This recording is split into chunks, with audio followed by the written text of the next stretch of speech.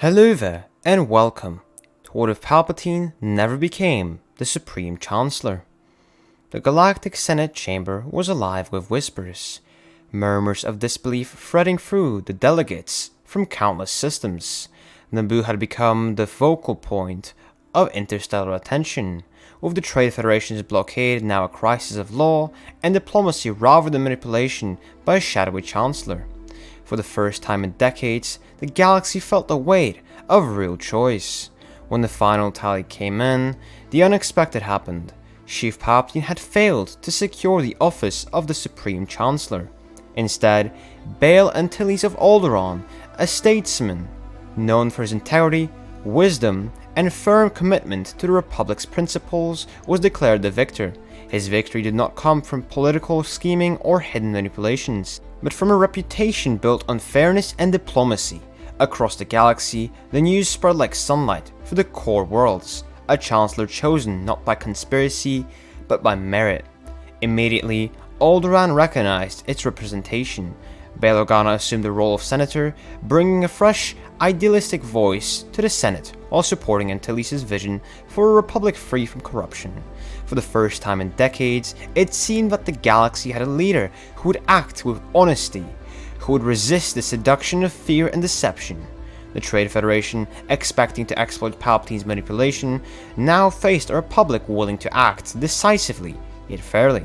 Negotiations replaced the shadows of intrigue, and even the blockade of Naboo began to dissolve without violence. For the first time, diplomacy outweighed greed.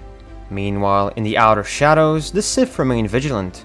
Darth Sidious had prepared his apprentice, Darth Maul, for decades of secret conquest, but the absence of Palpatine as Chancellor changed everything. Now, the political leverage he had counted on was gone. Still, Sidious maintained a singular mission: strike at the Jedi, sow chaos, and prove that the dark side remained relevant.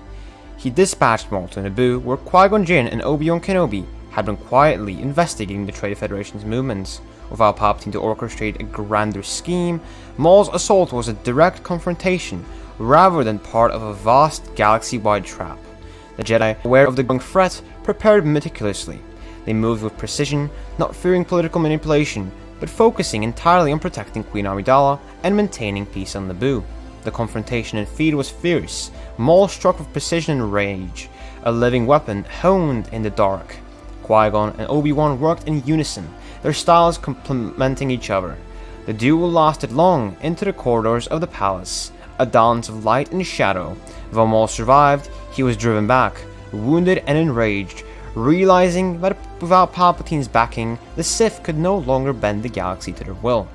With Maul's threat contained, the Trade Federation had little choice but to negotiate. Naboo's leadership, led by Queen Amidala and guided subtly by Antilles' interventions, achieved a resolution that preserved the planet's autonomy. The Queen's courage was celebrated throughout the core and mid-rim, and the Republic stood united without the shadow of the Sith ruling strings behind the scenes. Bail Antilles' reputation soared. His hands-on involvement in the Naboo crisis demonstrated a rare blend of diplomacy and decisiveness. Alderaan became a beacon of moral governance, and Bail Organa's voice in the Senate carried weight beyond his years, offering hope to planets wary of corruption and greed. With Palpatine never rising to political power, Darth Plagueis retained absolute control over the Sith. Sidious remained ambitious but subordinate, a pupil without a grand plan. Plagueis, patient, calculating, and unimaginably powerful on the dark side, observed the galaxy with cold detachment. He could no longer manipulate the Republic through politics, but he could wait, study, and perfect his mastery of life, death, and the Force. Plagueis' influence became the defining threat of the era, not through public manipulation, but through the subtle bending of events in the shadows. Trade disputes, minor conflicts, and whispers of fear all bore the marks of his design. The Sith, while politically sidelined, remained a lurking, dangerous presence, ready to act when the opportunity finally presented itself. Maul, for his part, remained the Dark Enforcer, a living weapon trained by Plagueis, yet even he understood the limits of the situation. Without a Chancellor in place, the Republic was protected, the Jedi vigilant, and the galaxy harder to manipulate. Count Dooku, historically seduced by Palpatine's promise of power, saw no reason to abandon his moral compass. Without a Chancellor poised to bend the galaxy toward darkness, Dooku remained true to his vision for justice. Returning to Sereno, he dedicated himself to politics, diplomacy, and reform, emerging as a respected leader in the core and the mid-rim. The Jedi recognized his wisdom, occasionally consulting him for advice, and though Dooku remained politically dependent, his influence kept several systems from exploiting their neighbors. He became a counterweight to Plagueis' quiet manipulations, ensuring that the galaxy would not slip entirely into shadows. In this timeline, the Jedi Order prospered. Freed from the manipulation of a Sith-controlled Chancellor, the Jedi trained openly and effectively, preparing younglings without fear of betrayal or false promises. Qui-Gon, Obi-Wan, and other masters guided the next generation of protectors with clarity, ensuring that the teachings of the Force were preserved. Anakin Skywalker, now under proper mentorship and free from the manipulations of Palpatine, thrived as a Jedi Knight. He showed immense skill and moral clarity, growing into his destiny as a hero without the tragedy that defined his original path. Under Bail Antilles' chancellorship, the Republic underwent a renaissance. Trade negotiations were transparent, corruption was curbed, and representation from Outer Rim systems increased. Alderaan became a shining example of governance, with Bail Organa championing fairness, education, and diplomacy. The Naboo crisis remained a testament to the Republic's ability to act decisively without war, and systems across the galaxy looked to this new leadership with hope. For the first time in generations, the Republic seemed worthy of its ideals. Darth Plagueis, while still a threat in the shadows, found himself constrained. The lack of Palpatine's political rise meant that the Sith could no longer dominate through manipulation of laws, politics, or galactic fear. Maul remained a dangerous agent, but lacked the backing needed to enforce Plagueis' vision. Sidious, overshadowed by his master, faded into a minor schemer with ambitions too grand for his actual power. Without Palpatine to catalyze the galaxy's fall, the Sith became a legend, whispered about in the cautionary tales rather than a force shaping reality. The Republic entered a golden age. Education, diplomacy, commerce, and justice flourished. The Jedi, unbroken, guided systems and protected peace. Minor conflicts were resolved with negotiations rather than war. Alderaan's leadership became a model for the galaxy, and the Naboo incident remained a symbol of principled governance and the courage of heroes. Plagueis remained a distant shadow, a reminder that darkness existed, but the galaxy had proven its resilience. The Sith were alive, but irrelevant to the immediate fate of the Republic, and the balance of the Force remained intact. History would remember that fateful election as the moment the galaxy was spared of tragedy. Palpatine's defeat preserved peace, the Jedi thrived, the Sith were contained, and Anakin Skywalker's destiny unfolded without corruption. One vote, one choice, one failure of ambition had saved countless lives, and the galaxy, bright, free, and just, flourished for a new era. The lesson remained, even in the vastness of space, integrity and courage shape the destiny of the cosmos.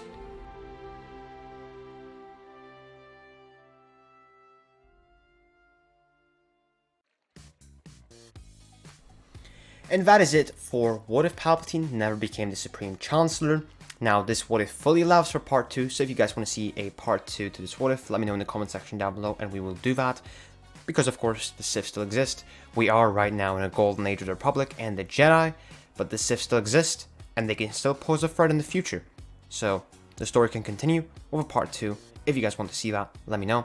Also, I just want to know, just to remind myself, are you guys, still fine with me not putting images into the what ifs and just basically making a listening experience? As you see on screen when you listen to it, it says a listening experience.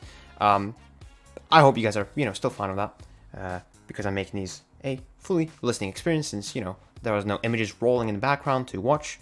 And also, let me know your guys' ideal length for what ifs are. If you guys are fine with me making what ifs that basically, aren't meant to have a part 2, but they fully allow for it to have a part 2, and you guys can decide if you basically want me to finish the story completely of a part 2. And, you know, this was a short what if, pretty short, about 8 minutes, 9 minutes.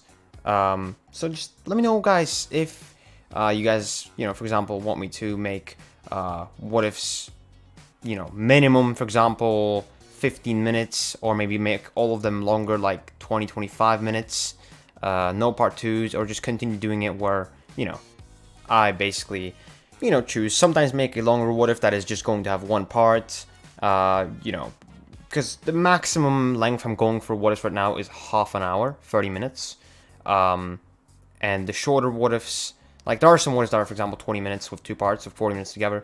I think you guys get the gist of what I'm trying to say, but, you know, I really value your guys' opinion on this, so please let me know your opinions down in the comments. Of course, any suggestions I will listen to, and if they're good, well, I will utilize them. Anyway, thank you so much for watching, guys.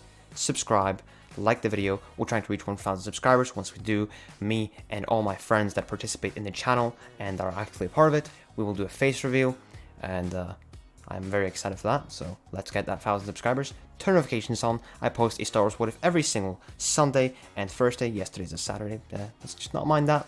Also, please do join my Discord server, link in the description. And if you want to support the channel and get exclusive perks, the link is also in the description to my Patreon. And yeah, that's it for the video. My name is Mr. Voz, and I hope that you enjoyed this video. Between the pulse of light and shadow breath, there lies a place where time forgets itself. Not bound by what has been, nor what must come, but by the faintest whispers of choice. A single thread pulled, and the galaxy bends. Here, destinies twist like sparks in a void. Heroes falter, villains rise, and every path you thought was certain shivers, then fractures, revealing the infinite could have beens.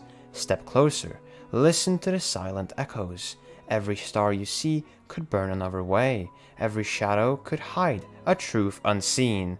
And in this place, your imagination is the only limit. Welcome to the place where what if reigns.